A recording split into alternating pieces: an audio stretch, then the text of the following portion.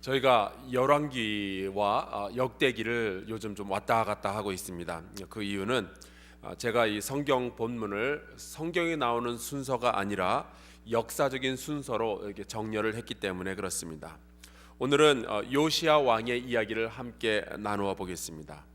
이 말씀을 통해서 영적인 분별력의 필요성을 우리가 같이 생각을 해봐야 되겠습니다. 요시야는 이스라엘의 역사상 다윗 다음으로 훌륭한 왕으로 평가받는 사람입니다. 그런데 이 요시야 왕의 죽음만큼은 가장 허무하고 이상한 마지막을 보여주고 있습니다. 학자들은 그의 죽음을 일컬어서 미스테리다라고 말합니다. 구약 성경은 반복적으로 우리에게 말하기를 의로우면 잘 될 것이고 악하면 못 된다라고 가르치고 있는데, 요시야는 의로운 왕이었음에도 불구하고 비극적인 죽음을 맞이하게 됩니다. 그리고 그 허무한 죽음의 이유는 다른 것이 아니라 영적인 분별력의 부족이었어요. 마지막 한순간에 그거 하나 분별을 못해서 그냥 허무하게 죽고 말았습니다. 그런데 요시야는 왕이 되었을 때 겨우 8살이었어요. 제 막내 아들이 지금 6살, 어저께 6살 되는 그 케이크를 잘랐는데, 앞으로 2년 후에 제 아들이 이 한국의 왕이 대통령이 된다? 있어서도 안 되고 있을 수도 없는 일입니다. 그런데 요시야는 8살에 왕으로서 나라를 다스리기 시작했습니다. 게다가 그냥 다스린 정도가 아니었어요.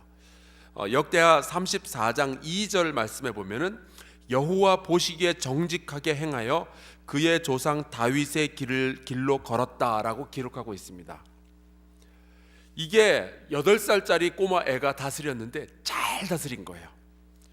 글쎄요, 저는 이게 그 요시야 왕의 주변 인물들의 힘이라고 생각을 합니다. 역대하 34장 3절에 보면은 이 어린 왕이 하나님을 인격적으로 만난 것은 16살이 되던 해라고 기록하고 있습니다. 그러니까 8살짜리 철도 없고 지식도 없는 왕이 여호와 보시기에 정직하며 선정을 베푼 것은 그가 하나님을 인격적으로 만나서 스스로 결단을 내리기까지 이 8년간의 세월을 누군가가 곁에서 지켜준 사람들이 있었던 거예요. 하나님의 말씀을 가르치고 끊임없이 하나님의 뜻을 구하도록 곁에서 왕을 지키고 힘써 도운 헌신된 신하들이 있었던 거죠. 그래서 어린이와 청소년의 시기에 좋은 사람들을 만나서 신하의 훈련을 받아야 되는 거예요. 그래서 교육부가 중요합니다. 여러분이 잘하면은 꼬마 애들도 하나님의 뜻을 실천할 수가 있는 거예요. 아멘. 여러분들 끊임없이 교육부 위해서 기도해 주시기를 주의 이름으로 축원합니다. 요시야 왕은 20살이 되었을 때에 유다 땅의 모든 우상들을 다 없애버렸습니다. 얼마나 시원한지. 그 방법도 강력해서 우상들을 빻아가지고 그걸 가루로 만들어가지고 우상 숭배하던 사람을 죽인 다음에 그 사람들을 파묻고 그 위에다가 그 가루를 뿌렸어요. 아주 지독할 정도로 모든 우상들을 없애버렸습니다. 그리고 집요하게 이 우상 파괴 정책을 추진해서 6년 만에 유다 땅을 정결하게 하죠. 그리고 요시야 왕은 26세가 되었습니다. 그리고 그 해에 요시야 왕은 예루살렘 성전을 이렇게 정돈하다가 여호와의 율법책을 발견합니다. 그 책을 읽어보니 하나님의 법을 왕도 유다 민족도 그렇게 잘 지키지 못하고 있다라는 것을 깨달았어요. 그래서 왕이 결심을 합니다. 역대하 34장 31절에 나오는데, 왕이 자기 처소에 서서 여호와 앞에서 언약을 세우되 마음을 다하고 목숨을 다하여 여호와를 순종하고 그의 계명과 법도와 율례를 지켜 이 책에 기록된 언약의 말씀을 이룰 것이다 결단을 합니다. 그리고 35장으로 넘어와서 요시야가 유월절을 지킨 이야기가 나옵니다. 여러분들 그 왕이 유월절 지킨 게 뭐 그렇게 그 대단한 일인가, 누구나 다 하는 거 아닌가 싶겠지만, 여호수아 이래로 사사들 그리고 사울 왕, 다윗 왕, 솔로몬을 포함해서 이스라엘과 유다의 왕들은 유월절을 지킨 적이 없습니다. 한 번도 없었어요. 하나님은 분명히 유월절을 기억하여 대대로 지키라는 명령을 내리셨는데 그 명령을 지킨 사람이 아무도 없었어요. 놀랍죠. 그러다가 히스기야 왕 때에 처음으로 유월절을 부활시킵니다. 그런데 준비가 제대로 되질 않아서 제사장의 숫자도 부족하고 사람도 안 모이고, 그래서 정한 날짜를 한참 지나서 지킬 수가 있었어요. 그 후로 히스기야 왕이 죽고 므낫세 왕이 나왔는데, 이 왕은 악했고 그의 아들 아몬이 왔는데 그도 또 악했습니다. 그래서 유월절 같은 것은 안중에도 없었어요. 그것을 여호와의 율법을 보고 우리가 너무 잘못하고 있었구나 깨달은 요시야 왕이 드디어 완벽하게 이 유월절을 지키게 됩니다. 그것도 남왕국 유다에서만 지킨 것이 아니라 북왕국 사람들까지 포함해가지고 한꺼번에 같이 유월절을 지킵니다.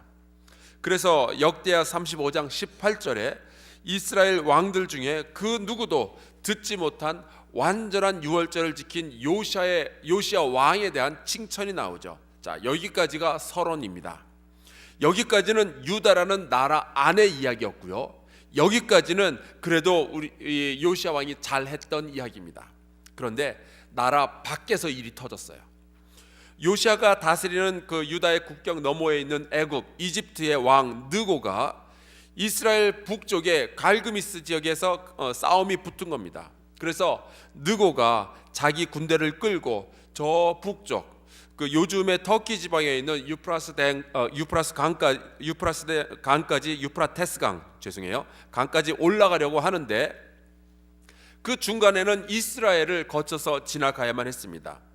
그런데 요시야가 그것을 나서서 방해를 해요. 그도 그럴 것이, 여러분 생각해 보세요. 일본이 중국과 전쟁을 하기 위해서 우리나라 땅으로 이렇게 지나갈 수 있도록 해달라 그러면 우리가 순순히 길을 터주겠어요? 아니죠. 혹시 대마도라도 주면 모를까? 그렇게 못할 겁니다. 요시야도 이집트의 군대가 자기 땅을 지나가는 것을 두고만 볼 수는 없었어요. 그래서 이집트의 군대를 자기의 군대와 함께 막아서죠. 게다가 원래 그 요시야 쪽은 아수르 왕과 어느 정도의 협약이 있었고요. 바벨론을 돕기 위한 그런 계책도 있었습니다.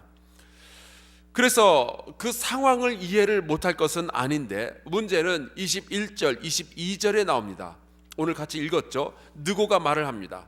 유다 왕이여, 내가 그대와 무슨 관계가 있느냐? 내가 오늘 그대를 치려는 것이 아니요 나와 더불어 싸우는 족속을 치려는 것이라. 하나님이 나에게 명령하사 속히 하라 하셨은즉 하나님이 나와 함께 계시니 그대는 하나님을 거스르지 말라. 그대를 멸하실까 하노라. 사실 이 말이 거짓말인지 진실인지 알 방법은 없었습니다. 정치인의 이야기는 예나 지금이나 액면 그대로 받아들이면 좀 곤란합니다. 오죽하면은 외과 의사들이 수술하기 가장 쉬운 사람이 정치인이라는 말이 있어요. 왜냐하면은 머리도 비었고 뼈대도 없고 쓸개도 없고 소갈머리 배알머리 다 없으니까. 성형외과는 힘들대요. 얼굴 가죽이 두꺼워서. 물론 농담이에요. 요즘은 이제 좋은 정치인들이 굉장히 많이 나왔어요. 그런데요, 오늘 말씀 22절을 보니까 느고의 말이 사실이었다라고 기록하고 있습니다. 요시야가 몸을 돌이켜 떠나기를 싫어하고 오히려 변장하고 그와 싸우고자 하여 하나님의 입에서 나온 느고의 말을 듣지 아니하고. 분명히 요시야는 하나님의 사람이었어요. 하나님의 말씀을 실천했고 율법에 따라서 움직이기 원했습니다. 그의 문제는 자기 말고 또 다른 사람도, 심지어 이방인조차도 하나님의 뜻에 의해서 움직일 수 있고 하나님의 말씀을 전할 수 있다는 사실을 인정하지 못했던 거죠. 하나님은 심지어 이방인들에게도 하나님의 뜻을 전하시며 하나님의 일을 하게 하신다는 것을 인정하지 않았습니다.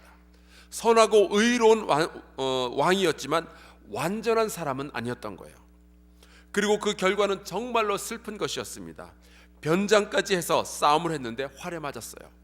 그리고 급하게 예루살렘으로 돌아갔지만 거기에서 숨을 거두고 맙니다. 의인이고 열정이 있었지만 정말로 허무하고 어떻게 보면 바보 같은 최후를 맞이했습니다. 왜 이런 일이 일어났을까요? 만약에 그가 오랫동안 살 수 있었다면 어쩌면 유다는 바빌론에 의해서 멸망당하는 것이 아니라 끝까지 독립국가로 남아있을 수 있었습니다. 왜 이 요시야 왕은 그렇게 바보 같은 선택을 했고 허무한 죽음을 맞이했을까요? 그 이유는 단 하나, 영적인 분별력이 없었어요.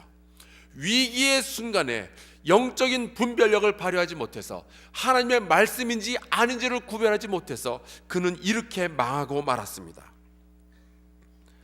느고가 하나님의 말씀을 대언했을 때 히스기야 왕이 성전에 들어가 기도하면서 하나님께 그것이 사실이냐고 물어봤던 것처럼 그렇게라도 했으면 얼마나 좋았을까요? 그러고 보면은 요시야는 하나님의 율법은 철저하게 지켰지만 다윗이나 솔로몬 혹은 히스기야처럼 하나님과의 개인적인 관계는 가지지 않았습니다. 성경에 보면은 요시야가 하나님께 기도하였다 혹은 요시야가 하나님께 나아가서 물었다라는 대목이 한 번도 나오질 않아요. 마치 기도하지 않고 성경 공부만 하고 의로운 삶을 살려고 하는 것과 마찬가지예요.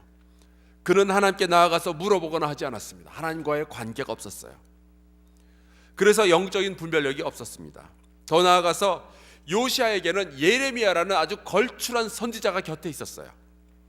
그에게 단 한마디라도 물어보았더라면, 히스기야가 이사야에게 물어봤던 것처럼 이 요시야가 예레미야에게 물어보았더라면 얼마나 좋았을까요? 그는 그렇게 위대한 선지자를 곁에다 두고서도 하나님의 뜻을 분별하려는 시도조차 하지 않았습니다. 하나님의 뜻을 알기 위한 노력을 하지 않았어요. 그저 자기 혼자 판단하고 자기 혼자 실행에 옮겼죠. 26살의 젊은이가 오죽하겠어요마는. 어렸을 때는 좋은 멘토들에 의해서 지도를 받았기에 선정을 베풀었지만 머리가 좀 크고 나서는 멘토의 도움을 받질 않았어요. 자기의 의로움을 과신했던 것일까요? 너무나도 허무하게 그 전쟁에서 죽고 말았습니다. 그리고 그것은 자기 혼자만의 손해가 아니라 모든 유다 민족 전체의 손해였습니다. 인생의 모든 전쟁에서 우리는 영적인 분별력이 필요합니다. 하루하루를 살아가며 순간순간마다 하나님께서 주시는 지혜가 필요합니다. 하나님께 기도하며 하나님께 물어보아야 하나님의 뜻을 알 수 있게 되고, 그래야 우리는 제대로 된 승리를 인생 가운데서 거둘 수 있는 것입니다. 나 개인으로서 부족하다면 신앙의 선배들에게나 목사들에게 물어서라도 하나님의 뜻을 알기 위해 노력해야 합니다. 인생의 어려운 판단을 내릴 때 내가 아무리 의롭다 할지라도, 아무리 내가 교회를 오래 다녔다 할지라도, 내가 아무리 집사, 권사, 장로, 목사의 직분을 가졌다 할지라도 하나님의 뜻을 분별할 줄 아는 그 능력이 부족하다면 이건 곤란해요. 늘 하나님께 구하며 신앙의 멘토와 의논하며 기다리는 자세가 있어야 쓸데없는 피해를 입지 않을 수 있습니다. 사랑하는 성도 여러분, 나 혼자서 이 세상과 더불어 싸우기에는 우리가 너무 약합니다. 우리 하나님의 지혜를 구하며 우리 주변에 지혜로운 하나님의 사람을 같이 만나서 네트워크를 형성하고, 그래서 우리가 영적인 결단을 내릴 때에 가장 분별력 있는 사람이 될 수 있기를 주의 이름으로 축원합니다.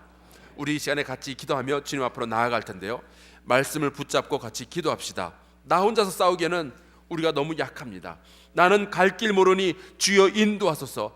어디 가야 좋을지 나를 인도하소서. 나는 아무것도 모르니 나를 가르치소서. 어찌해야 될지 모르니 나를 가르쳐 주시옵소서. 나는 아이같이 어르니 나를 도와주시옵소서. 힘도 없고 약하니 주여 주께서 나를 도와주시옵소서. 오늘 이 시간에 내가 영적인 분별력을 가지게 하여 주시옵소서. 이 기도의 제목 가지고 같이 주여 크게 외친 다음 통성으로 기도하며 주 앞에 나아갑시다. 주여! 아버지 하나님,